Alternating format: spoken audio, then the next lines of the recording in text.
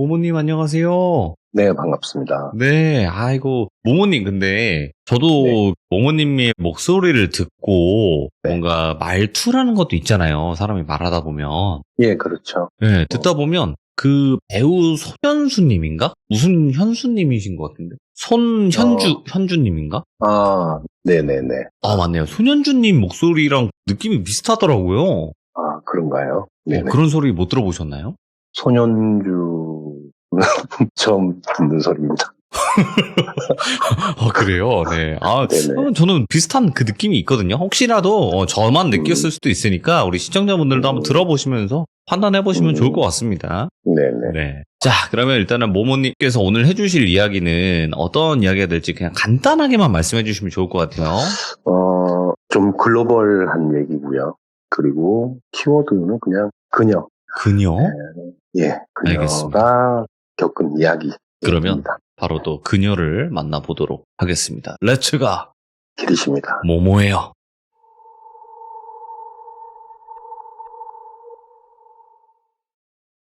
이게 한 몇 년 전 제가 겪었던 일인데, 지방에서 가족하고 떨어져서 숙소를 얻어서 일을 해야 되는 상황이었고, 네. 보통 주말이 되면 이불 빨래? 이걸 코인 빨래방에 가서 빨래를 하면서 그 동네가 외국인들이 좀 되게 많았었거든요. 근데 거기에 이탈리아에서 온 친구가 항상 같은 시간대에 저랑 빨래를 하게 됐는데, 한국말 좀 곧잘 하더라고요. 한 뭐 50%는 알아듣고 뭐 50%는 바디랭귀지를 하는 그런 사람이었는데 좀 이렇게 계속 몇 주씩 보다 보니까 좀 친해졌어요. 그래서 보통 뭐 그런 외국인들하고 이렇게 친구를 맺으면 일반적으로 하는 얘기가 야, 내가 우리나라로 돌아가면 너 초청장 보낼게. 한번 놀러 와. 뭐 이런 얘기는 그냥 가볍게 지나가는 식으로 얘기를 하잖아요.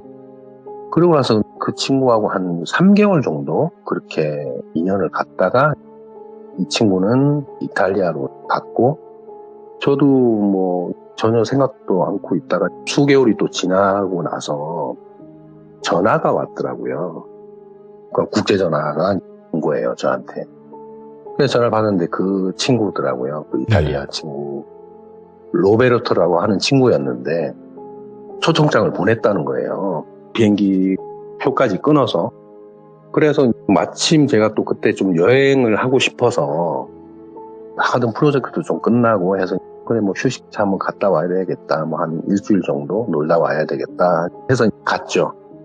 이탈리아에 가면 길거리에 있는 거지도 원빈보다 잘생겼다는 말을 실감하겠더라고요. 거기 잘생겼죠. 예. 예. 제가 간 곳은 로마에서 밑으로 한참 떨어져 있는 남부 이탈리아 쪽이었는데 해변가가 있는 그쪽에 가서 그 친구를 만났죠. 결국에는 그 친구는 이제 공항에 마중을 나오지 못하고 거기는 뭐 파란색 원피스를 입고 자전거를 타면 포카리 스웨트고 노란색 옷을 입고 자전거를 타면 다 레모나 여자들도 그렇게 이쁘더라고요. 다. 그래서 뭐 환상의 나라에 와 있는 것처럼 정신을 못 차리고 있는데 그 친구 보고 야, 이 동네를 좀 잘 알고 사람들하고 좀 소통을 하려면 어디 곳으로 가야 되냐 그랬더니 흔히 말하는 선술집, 그러니까 이탈리아식 펍에 가면 사람들이 그냥 친근하게 대화를 한다. 그리고 자기가 한국말을 할 줄 아니까 구간의 소통의 창구를 자기가 다리를 연결해 주겠다. 뭐 술 한잔 먹으러 갈래? 뭐 이렇게 된 거죠. 그래서 이제 들어가서 진짜 되게 조그만 펍이었는데 거기 가서 이제 술을 한 잔 먹는데 저 끝쪽에 맨 구석에 한국인과 동양인으로 보이는 여자가 앉아 있더라고요. 혼자 조용하게 이제 술을 마시더라고요. 그래서 제가 이제 로베한테 야, 저 사람은 한국 사람이야? 아니면 뭐 일본 사람이야? 이렇게 물었더니 한국 이주민 2세라고 하더라고요. 그리고 저 누나가 좀 대단한 누나라고 오. 얘기를 하는 거예요. 그래서 뭐가 그렇게 대단한데? 그랬더니 이탈리아 전역에 한국 물건을 파는 물품점을 전국 체인을 하는 사람이라는 거예요. 그 집의 딸이라는 거예요. 그러니까 완전히 뭐 금수저겠죠. 뭐 그 사람이 돈 많은 거하고 저하고는 이제 크게 상관이 없으니까. 근데 그래도 한국 사람이라는 게 그 동네에 한국 사람이 이제 잘 없으니까 그래서 좀 관심은 좀 가더라고요. 대화라도 한번 해봤으면 좋겠다. 그랬는데 그분이 계속 우리 쪽을 쳐다보더라고요. 그래서 그냥 눈인사만 하고 하다가 그 다음날도 또 그렇게 갔는데 또 그분하고 마주치고 그래서 나중에 그분이 오더라고요. 한국 분이시죠? 이렇게 묻더라고요. 그래서 예, 그렇다. 이 친구 때문에 여기 놀러 오게 됐다. 자질구레한 얘기를 이제 다 했죠. 다 하고 나서 우리 좀 더 친해지면 내가 우리 집으로 초대를 할게. 거기서 식사라도 함께 할래? 이러는 거예요. 근데 이게 덜컥 그렇게 가다가 좀 겁이 나더라고요. 저도 겁이 좀 많은 편이라서. 근데 그 로베가 하는 말이 뭐 저 누나가 이쪽으로 이사 온 지는 얼마 되지는 않았는데 되게 사람 괜찮은 사람이다. 자기가 보장한다. 뭐 이렇게 얘기를 하는 거예요. 그래서 좀 고민을 하다가 나도 며칠 있으면 한국으로 가야 되니까 뭐 나쁘진 않겠다. 뭐 죽이기 하겠어. 뭐 이런 생각으로. 그리고 뭐 그런 악한 기운도 전혀 느껴지지도 않았고. 그래서 결국에는 그 초대에 응해서 그 집을 갔는데 그 집 자체가 정말 영화에서 나오는 저택이더라고요. 앞에 뭐 큰 정원이 있고 방이 뭐 거의 수십 칸 있을 정도의 큰 저택이더라고요. 그래서 이제 거기 가서 정말 맛있는 음식을 먹고 얘기를 하고 술을 먹고 이렇게 했는데 이 로베라는 친구는 어쨌든 한국말을 완벽하게 다 못 알아들으니까 지루했겠죠. 얘는 먼저 잠이 들었고 소파에 기대서 그리고 저하고 여자 그러니까 뭐 돌순이랑 얘기를 쭉 하다가 제가 이제 물었어요. 그때 한참 어떻게 하면 성공을 할 수 있고 돈을 많이 벌 수 있는지가 너무 최대 관심사였기 때문에 그래서 어떻게 이런 거를 하게 됐냐 어떻게 그렇게 돈을 많이 벌었냐 그랬더니 어쨌든 뭐 며칠 후면 돌아갈 사람이니까 예. 자기가 지금부터 무슨 얘기를 해줄 건데 이게 소설처럼 영화처럼 느껴져도 괜찮다. 나도 어디 얘기할 곳이 없으니까 시원하게 좀 얘기를 해주겠다. 믿거나 안 믿건 건 네 자유다. 이렇게 얘기를 하더라고요. 그러면서 저 들을 준비됐습니다. 하고서 준비를 하니까 이제 얘기를 하기 시작하더라고요. 돌순이는 몇 년 전에 매일같이 쇼핑으로 시간을 보냈던 사람이었대요. 주로 뭐 백화점 명품 코너에서 자신의 욕구를 채우고 그리고 이제 점원들의 응대가 조금이라도 마음에 들지 않으면 서슴없이 독서를 퍼붓고 쇼핑 중에 매장에서 당연히 고급 커피를 마셔야 하고 금연구역에서는 전자담배를 피워야 되고 그렇다고 제재를 하는 사람이 없대요. 그러니까 그 아버지가 약간 좀 재력가고 좀 이렇게 영향력이 있는 사람이라서 절대 건들면 안 되는 그런 집안이었던 거예요. 그러니까 그런 집안에서 컸으니까 이게 아나무인인 거죠, 이 여자는. 그리고 오히려 뭐 백화점의 매니저부터 뭐 점장까지 이 돌순이 앞에서 쩔쩔매기만 한다는 거예요. 그리고 워낙 성격도 소위 말해서 낮으니까 더군다나 지금 전국 체인을 하는 내 아빠의 고명딸 그러니까 외동인 거죠. 얼마나 오냐오냐 키웠겠어요, 이 사람은. 그리고 쇼핑 가면 뭐 호텔로 가서 호텔에서 파티하고 그러니까 이게 일상인 거예요. 그리고 그곳에는 이제 친구라는 명분으로 이 돌순이를 떠받드는 인간들로 가득 차 있는 거예요. 한 자리도 깨찰까봐 아니면 이익이 있을까봐. 그리고 또 실증을 되게 잘 냈었대요, 자기가. 다 마음에 안 들었고 올해 이틀씩 3일씩 하는 것도 없고 근데 이게 어쨌든 이 돌순이하고 돌순이 아버지는 한국 사람이잖아요. 그러니까 이게 지금의 집 말고 이제 그 전에 아버지랑 살던 집이 풍수지리적으로 배산 임수를 지킨 집이라는 거예요. 뒤에는 산이 있고 앞에는 강이 흐르고 뭐 그러니까 누가 봐도 잘 모르는 사람이 봐도 되게 명당이다 할 정도로 그렇게 좋은 곳이었대요. 그래서 그런지 주변에는 인가가 없었대요. 그 저택 주변에는. 그리고 이제 그 안으로 들어가면 뭐 가사도우미와 집사, 뭐 정원사, 기사가 거의 상주에 있고 가족이라고는 아버지와 돌순이밖에 살고 있지 않는 거예요. 큰 저택에서. 가끔 고모의 내외가 콩고물이라도 주워 먹으려고 방문을 자주 했대요. 근데 이 아버지 철칙이 기업을 자식이 위해는 누구에게도 물려줄 수 없다라는 신념을 가지고 계셨던 분이래요. 그럼에도 불구하고 그 고모의 내외는 절대 포기하지 않는 인물이기도 했고 그래서 그 사람들한테는 가식적인 살가움은 기본 장착인 거예요. 그 고모 내외는. 더러워도 참고 막 웃어야 되고.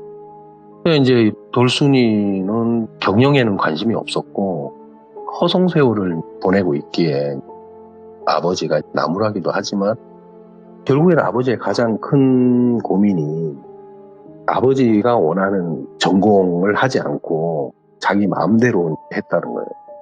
또 결혼도 하기 싫어했었고. 근데 아버지 주위에 전문 경영인들이 있긴 하지만 결국에는 이 사람이 지분을 너무 많이 갖고 있기 때문에 이 사람이 그냥 법인 거예요.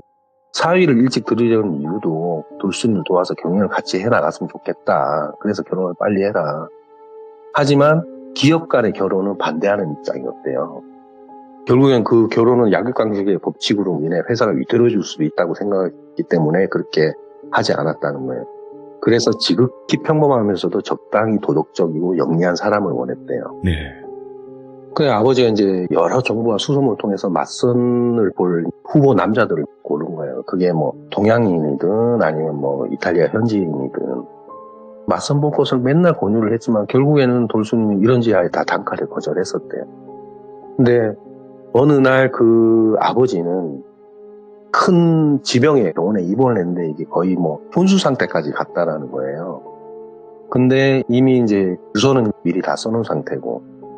근데 이게 이 돌순이 입장에서 아버지의 병을 걱정하는 게 아니라 진짜 차기 경영자가 누가 될 건지 거기에만 관심이 있으니까 사람들이 더더욱 싫어지는 거죠. 그래서 결국에는 아버지의 바람대로 맞선을 보기로 결심을 했대요. 돌순이는 아버지가 맞선 보라고 한 남자들 중에 그렇게 잘생기지 않은 남자를 네.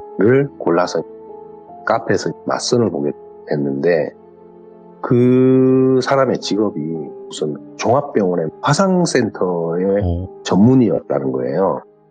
평소 그 아버지의 꿈이 그런 병원이라든지 학교를 짓는 게 되게 꿈이어서 후보 중에 그런 사람들을 고르지 않았나 그런 로망이 있어서 그래서 인성평가하고 여러 가지 평가를 해보니까 여러 사람들한테 좋은 이미지로 남아있는 사람이라서 그렇게 추천을 받은 사람이기도 했대요.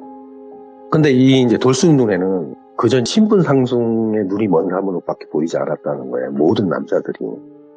왜 그러냐면 자기의 그렇게 툴툴거리는 말투도 다 참아내고 짜증을 내고 그냥 웃음으로 뭐 이렇게 화답하고 근데 이제 이 돌순이가 너무 그렇게 계속 툴툴툴툴 거리니까 결국에는 이 남자도 한계에 다다랐던 거예요. 남자가 서로 맞지 않는 것 같다면서 이제 맞선을 종료하고 나갔다는 거예요. 근데 이 돌순이 입장에서는 태어나서 처음으로 거절을 당해본 거예요. 늘 자기가 갑의 입장에서 을이 돼버린 거죠. 그리고 피해자가 돼버린 거죠. 그 모욕감과 분노를 가지고 나오다가 서빙을 하던 카페 직원, 여직원하고 부딪히면서 옷을 버려버린 거예요. 근데 이제 이 돌순이는 이탈리아 그 여직원에게 입에 담을 수도 없는 폭언을 해댔고, 그 여직원은 이제 뭐 어쩔 줄 모르고 되게 쩔쩔매더라는 거예요. 그러니까 그 카페가 직원 교육을 정말 잘 시키는 카페로 되게 유명했대요. 무조건 손님이 어떠한 얘기를 하더라도 다 참아내고 그렇게 하는 카페라서 직원 교육이 그렇게 된 상태라서 그 여직원도 반항을 못했겠죠. 하지만 제 입장에서 그걸 돌이켜서 생각을 해보면 나이도 비슷한 또래 여자한테 자기가 욕을 얻어먹으니까 직원도 뭐 참긴 참았지만 기분이 그렇게 좋지는 않았을 거 아니에요. 그 돌순이는 그 순간을 이제 놓지 않고 눈빛을 듣고 나서 왜 노려보냐면서 다시 사람들 앞에서 막 인격적으로 망신을 줬다는 거예요. 자기는 그런 사람이었대요, 과거에는. 그날 밖에 나오는데 비가 후두둑 쏟아지더래요. 그리고 좀 더러워진 기분을 좀 이렇게 전환시키기 위해서 보통 평소 같으면 이제 쇼핑을 가야 되는데 사람들이 없는 곳을 가고 싶더라는 거예요. 그래서 빗길 드라이브를 택했대요.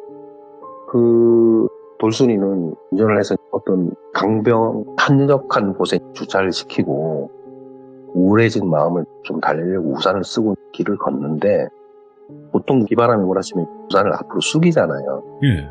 근데 누군가가 자기 앞에 탁 길을 가로막더래요.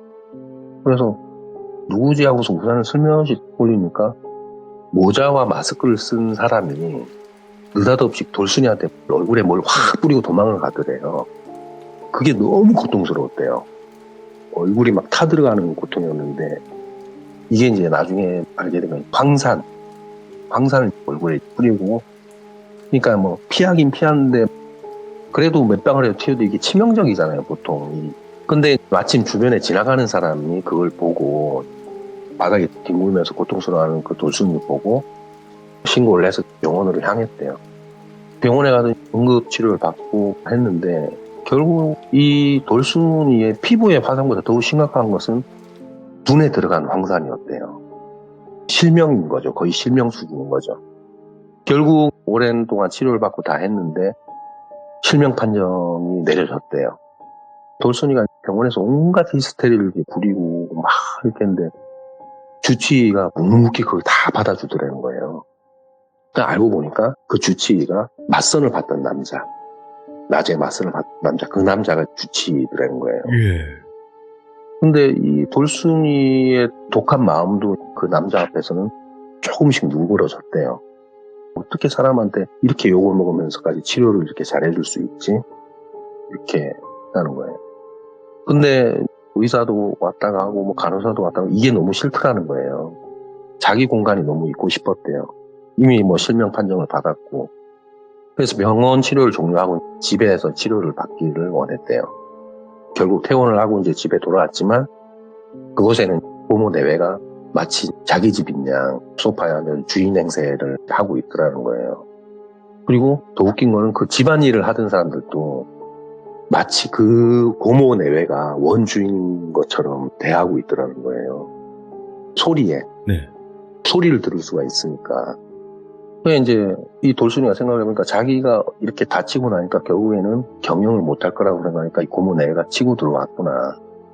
그래서 돌순이 생각했대요. 가족이 아닌 다른 사람들이 이곳을 점령하는 게 너무 싫었대요. 그래서 유언장이 다 있고 아버지 뜻도 있으니까 되게 매몰차게 고모 내외를 거기서 내쫓았대요. 당장 나가라고 해서.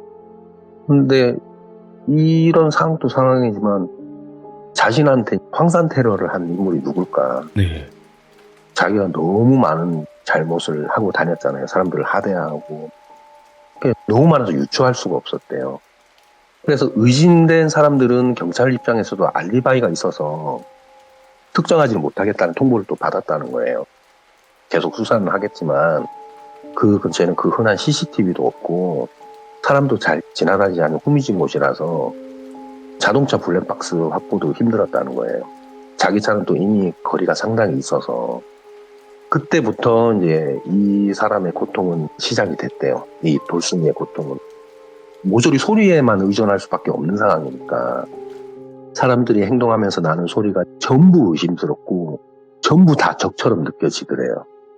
평소에는 이제 신경도 안 쓰던 소리 하나하나가 돌순이한테는 전부 의미 있는 소리처럼 들려왔고 평소에 조용했던 집안은 왠지 그 안에 그 존재하고 있는 사람들 외에 누군가가 더 있는 것 같이 느껴지더래요.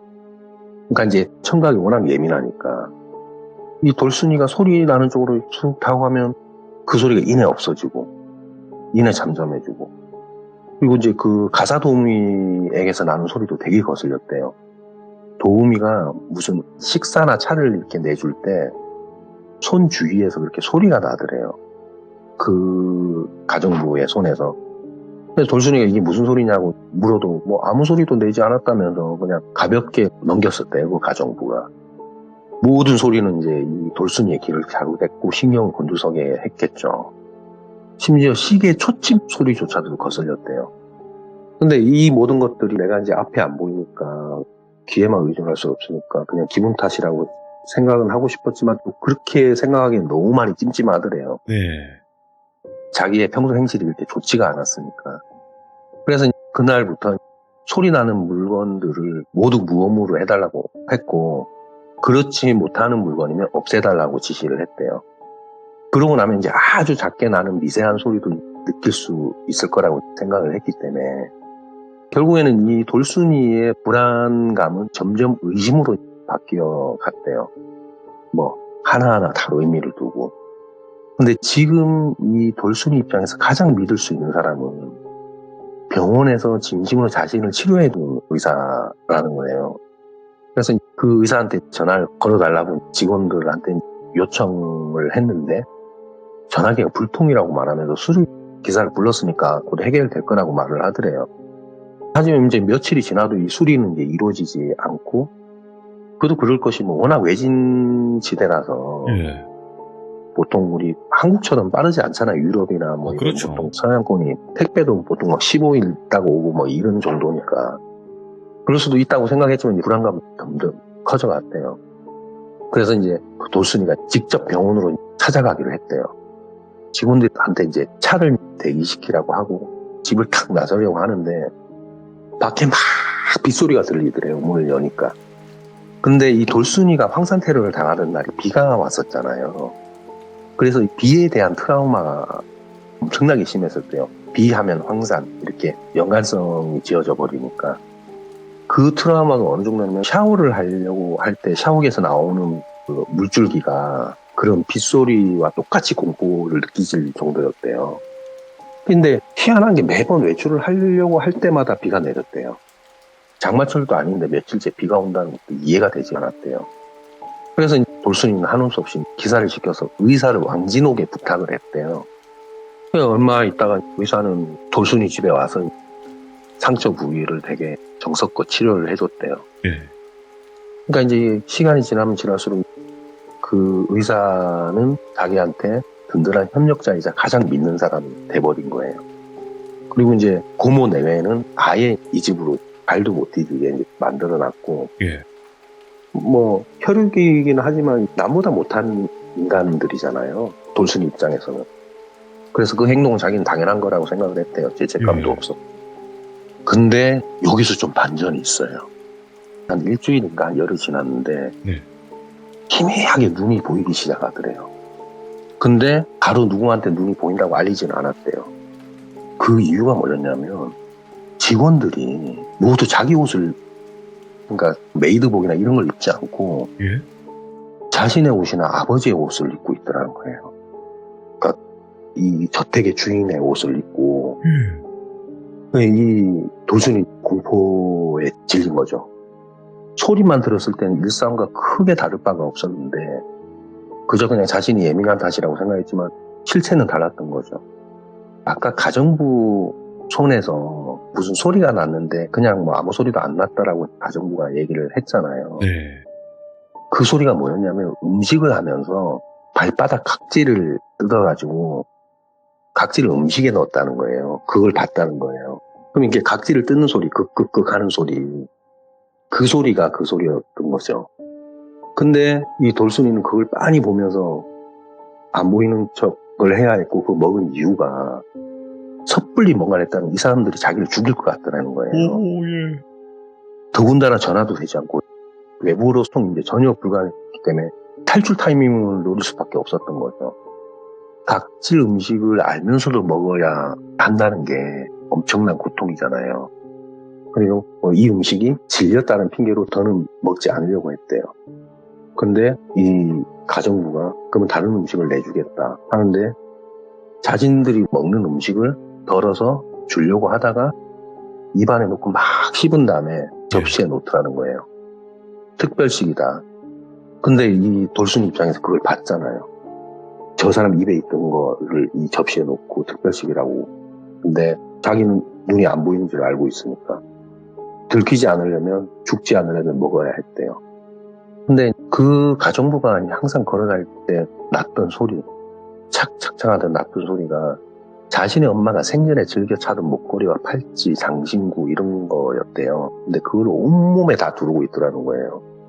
그래서 그 돌순이는 되도록이면 2층에 있는 자기 방에서만 생활을 하기로 했대요. 이 사람들하고 부딪히지 않으려고. 그래야지만 피해가 덜 올 수 있다고 생각했기 때문에. 네. 그리고 음식을 갖다 주고 밑으로 내려가면 음식을 버려도 되니까. 먹는 척 하다가 버려도 되니까. 근데 방 안에 우두커니 있을 때 밖에서 약간 소란스러운 소리가 들리더래요. 네. 그래서 이제 그녀는 안 못 보는 연기를 하면서 거실로 나갔대요. 거기에는 도우미, 집사, 기사, 그리고 그 사람들의 지인들로 보이는 사람들이 음식과 술을 먹고 속삭이고 있더라는 거예요. 네. 간간히 숨죽여 웃는 것도 보이고. 그리고 이제 거실에서는 그들만의 막 패션쇼를 벌이고 있더라는 거예요. 오, 예. 아버지와 그리고 엄마 그리고 자기 옷을 막 입으면서 즐거워하고 있더라는 거예요. 끔찍하고 괴기스러웠지만 소리조차 지를 수가 없었대요. 그 사람들의 행태를 지켜보고 중에 하고플 때는 방문을 소리나게 세게 닫으면 네. 그 행동들을 좀 멈추더라는 거예요. 그래서 얼른 나는 이곳에서 빠져나가야 되겠다. 어딘가 도움을 요청해야 되겠다. 그렇게 생각을 하는데 이 돌순이가 외출하겠다라고 말을 하고는 나갈 채비를 하고 이제 현관으로 탁 나왔는데 밖에서 막 비가 오더래요. 그럼 이제 자기가 또 트라우마가 생길 거 아니에요. 근데 그 자세히 보니까 그게 비가 아니고 기사가 이 돌순이가 나오려고 하면 물옷으로 비처럼 뿌려댔던 거예요. 그게 이제 장마철이 아닌데도 외출을 할 때마다 비가 오는 이유였다는 거예요. 알면서도 뚫고 갈 수가 없었대요. 그리고 그 기괴한 행동들이 그 트라우마에 더 플러스가 돼서 더 심리적으로 압박이 더 크게 왔더라는 거예요.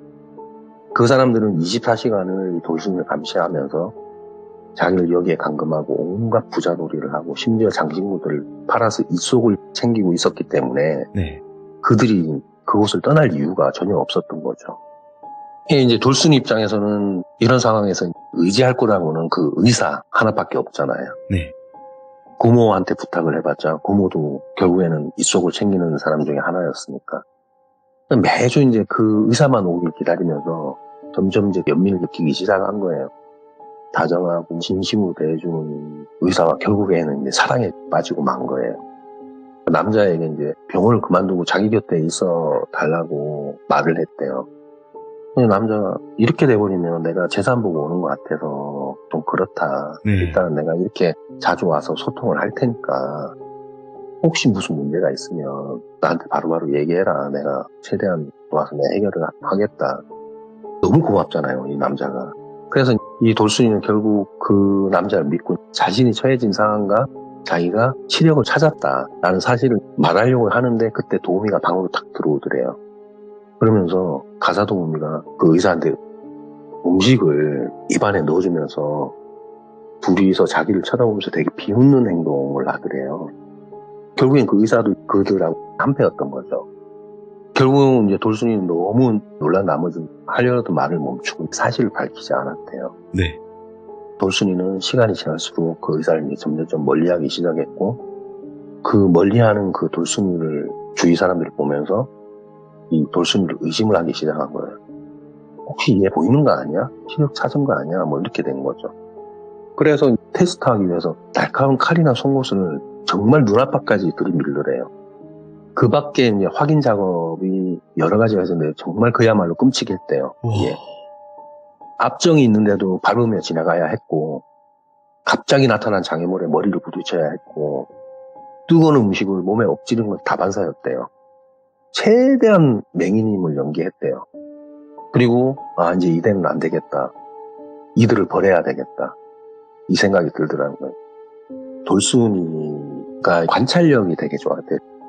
자기가 사람들의 그 행동에 대한 습관들을 되게 잘 파악을 하는 그런 재능이 있다고 하더라고요.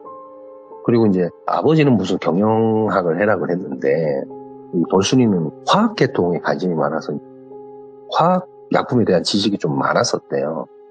그리고 뭐 심리 쪽은 뭐 직접적으로 대학에서 배운 건 아니지만 관심이 많아서 사람들을 믿지 못하는 사람이니까 스스로 뭐 독학이나 뭐 공부를 했겠죠. 그래서 결국에는 그 책 속에 나온 내용 중에 하나가 습관들은 쉽게 고쳐지지 않는다라고 구절이 생각나길래 그걸 좀 역이용하기로 했대요. 집사는 안약이나 점안액을 넣는 습관이 있대요. 그래서 이 돌순이가 한 행동은 뭐냐면 평소에 자기가 즐겨 피우던 전자담배 있잖아요. 거기에 액상과 이 안약을 바꿔치기 해버린 거예요. 그 안에 내용물을. 그러니까 이 집사는 습관적으로 안약을 넣는 사람이니까 집사가 결국엔 실명을 했대요. 눈에다가 전자담배 액상을 넣어버리니까.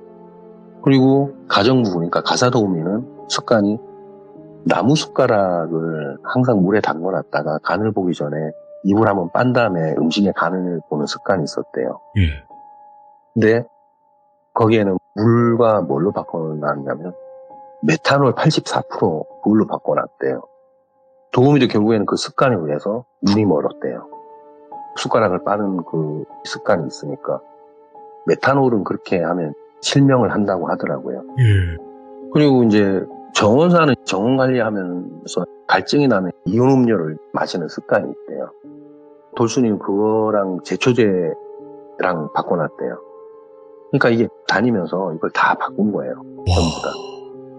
그리고 이제 기사도 한패였으니까 눈이 쉽게 피로해지는 사람이었대요. 운전을 하는 사람이니까. 그래서 그 사람은 습관적으로 안대형 온열팩을 쓰고 차에서 낮잠을 즐기는 사람이었다는 거예요. 평소 이제 기사 행동을 눈여겨봤던 돌순이는 정원에서 잡은 장수 말벌의 독을 빼서 안대에다가 발랐다는 거예요. 결국엔 그 독에 의해서 그 기사도 실명이 되고 마는 거예요. 근데 웃긴 게 이 의사, 같은 한패인 의사한테는 어떠한 해를 가하지는 않았대요. 왜 그랬냐면 그들이 생명에 위태롭지 않을 만큼 응급처치를 하기 위해서 남겨놨다는 거예요. 마음은 굴뚝같이 의사도 실명을 시키고 싶지만 근데 아직까지 자신이 의사를 믿고 있는 것처럼 행동을 했대요. 왜냐하면 자기는 눈이 보인다라고 얘기한 적도 없기 때문에. 그리고 이제 돌순이는 의사와 연인을 흉내내면서 와인을 마시자고 했대요. 그래서 이제 와인을 탁 마시면서 이 의사한테 얘기를 했대요. 자신은 오래전부터 눈이 보였다고. 그러니까 이 의사가 너무 놀라더라는 거예요. 그리고 네가 먹은 와인에는 메탄올이 섞여 있다고 이렇게 얘기를 했대요. 뉘우친다면 나한테 진심으로 용서를 구해라. 그러면 내가 해독제인 에탄올을 주겠다. 에탄올이 해독이 된다고 하더라고요. 아, 메탄올을 해독시키려면 에탄올이 있어야 돼요? 예. 근데 남자는 이제 미친놈처럼 날뛰면서 용서를 빌지 않고 그 돌순이가 들고 있는 에탄올을 무력으로 뺏어서 마셔버린 거예요. 근데 돌순이가 저한테 하는 말이 애당초 에탄올은 없었대요. 와인은 그냥 정상적인 와인이었고 에탄올 병에 든 게 메탄올이었대요. 그러니까 마지막으로 한 번 더 믿어보기로 한 거죠, 이 남자를. 근데 이 의사도 결국 실명을 했대요. 그리고 이 돌순이는 모두를 모아놓고 얘기를 했대요. 신고를 한다면 당연히 받아들이겠다고. 하지만 너네들도 죄인 아니냐. 이게 만약 공론화가 돼서 처벌을 받는다면 너네들은 눈 감은 채로 교도소에서 고통을 겪을 거다. 하지만 나는 재력과 권력이 있기 때문에 대형 로펌을 통해서 내가 빠져나갈 수 있다. 이 사람들 입장에서는 이러지도 저러지 못하는 상황. 그냥 이 실명을 받아들이고 이 집을 떠나야 되는 상황이잖아요. 결국에는 그날 이후에 모두가 그 집에서 나갔대요. 그리고 평화가 찾아왔대요, 자기한테는. 근데 이게 일상을 혼자 뭐 눈이 보이곤 하지만 혼자 대저택을 관리한다는 게 힘들잖아요. 그럼요. 결국 그 돌순이는 새로운 직원들을 뽑기로 했대요. 이제 직원을 뽑을 때 선글라스를 항상 썼대요. 나는 눈이 보이지 않는 사람이라고. 그러고 나서 면접을 봤다는 거예요. 그래야지만 상대의 진실성을 확인 가능하다고 판단을 했대요. 면밀한 검토를 거쳐서 믿을 만한 사람을 뽑았고, 하지만 이제 사람들한테 좀 잘 대하려고 했지만 이게 본성은 어디를 가지를 않더라는 거예요. 자기의 본성이. 그냥 자신을 좀 속이려고 하는 그런 액션이나 말투가 있으면 그런 느낌만 들면 가차없이 해고를 했다는 거예요. 결국에는 돌순이의 가사도우미를 몇 번씩 교체를 했다는 거예요. 다른 사람들은 다 검증이 돼서 이제 잘 쓴다. 가사도우미는 항상 자기 옆에서 자기를 보필하는 사람이잖아요. 그래서 이제 한 서너 명을 계속 마음에 안 들어서 계속 보내고 했대. 그래서 이제 내가 누님 참 너무 굴곡이 큰 삶 사셨다고 딱 그러고 있는데 이 누님이 진짜 내가 아끼는 와인 하나 있는데 한잔 할래 이러더라고요. 근데 뭐 이분이 날 죽일 이유는 없잖아요. 제가 이분한테 잘한 것도 없고 잘못한 것도 없고 정말 그 얘기 듣는 순간부터 집중도 했거니와 듣다 보니까 되게 제가 예의 발라지더라고요. 혹시나 이 사람의 심기를 건드리면 어떡하나 싶어서. 그래서 예. 그러니까 되게 오래된 와인을 누구한테 갖다 달라고 얘기를 했는데 가사도우미가 와인을 갖다 주고 이 사람이 이제 최종적으로 자기가 이제 뽑은 사람이라는 거예요.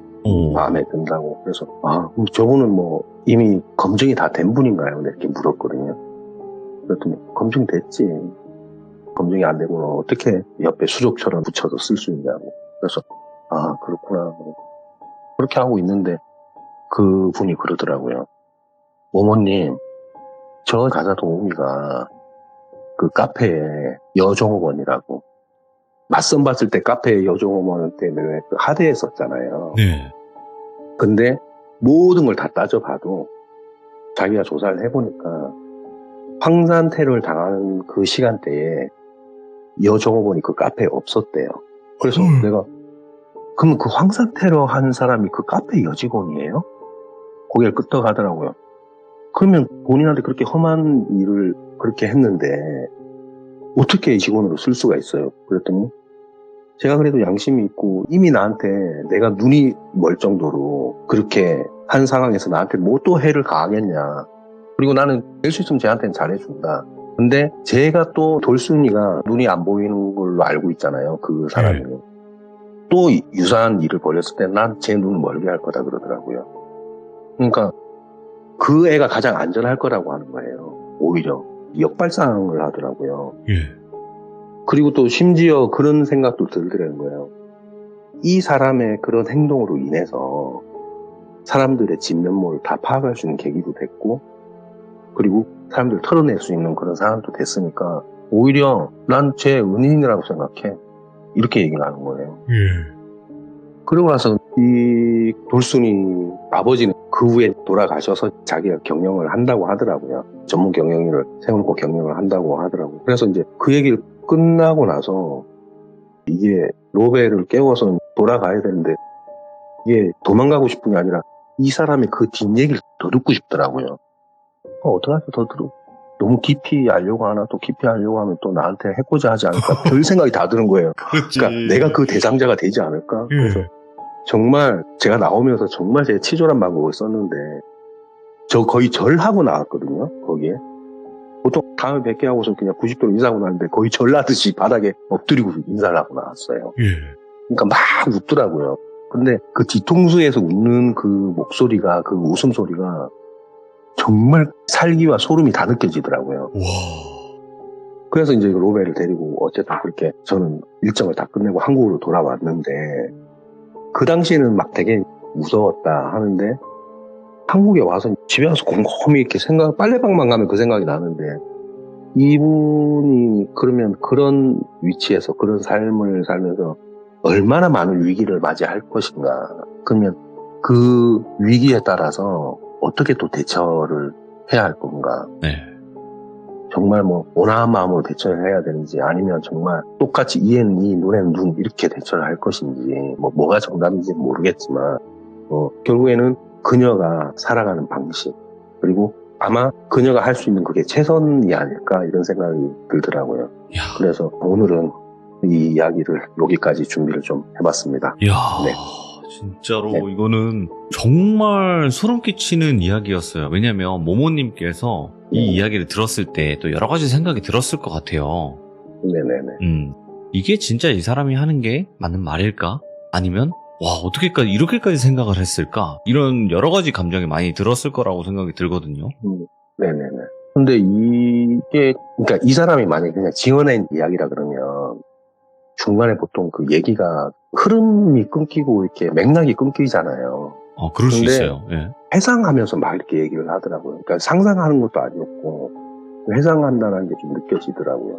그리고 아버지 얘기를 할 때 항상 눈물을 흘리시더라고요. 네. 그래서 이게 참 죄를 져도 죄가 안 되고 죄를 안 져도 죄가 되는 게 인간사라고 누가 피해자고 누가 가해자도 아니고 그냥 서로가 가해자 서로가 피해자가 아닌가 뭐 그런 생각이 드는 얘기였습니다. 맞습니다. 네. 아이고 오늘 모모님께서 정말 어떻게 또 이런 레전드 이야기를 들려주실 생각을 하셨는지 전 진짜 너무너무 감사드려요. 왜냐면 모모님이니까 이런 이야기도 들려주실 수가 있는 거거든요. 네네. 너무너무 감사드리고 다음번에 또 다른 이야기로 찾아와 주시기 바라겠습니다. 감사합니다. 예, 감사합니다. 네, 고맙습니다.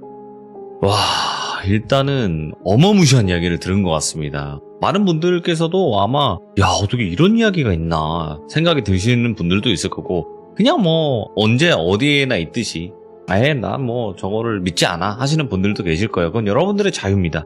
하지만 저는 궁금해요. 여러분들의 생각이요. 여러분들의 생각을 댓글로 꼭 남겨주시길 바라겠습니다. 시청해주신 모든 분들 감사드립니다. 고맙습니다.